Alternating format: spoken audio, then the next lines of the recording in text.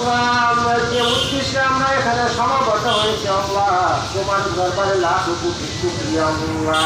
তুমি ফেরাউন হাসিনা সরকারকে 15 বছর পরে হলো তুমি ছাত্রদের রক্তের বিনিময়ে তাকে তুমি দুনিয়ায় গ্রেফতার করেছ। রব্বুল আলামিন যারা বুকের তাজা রক্ত দিয়ে জীবনকে উৎসর্গ করে এদেশের সামনে গণতন্ত্র ফিরিয়ে দিয়েছে, মানুষের অধিকার ফিরিয়ে দেওয়া দিয়েছে আল্লাহ, সে সকল ছাত্রদেরকে তুমি কবুল করিয়া দাও।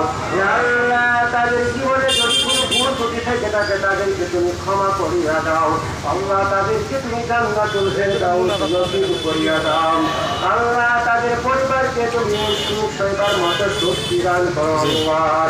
রব্বুল আলামিন আমাদের সকলকে তুমি ক্ষমা করিয়া দাও আল্লাহ। আমরা যে দলের অনুসারী যাকে আমরা সামনে রেখে বিভিন্ন আন্দোলন সংগ্রাম দিয়ে মানুষের অধিকার আদায়ের জন্য, অধিকার প্রতিষ্ঠার জন্য আল্লাহ আমরা রাস্তায় পরিশ্রম করে থাকি আল্লাহ।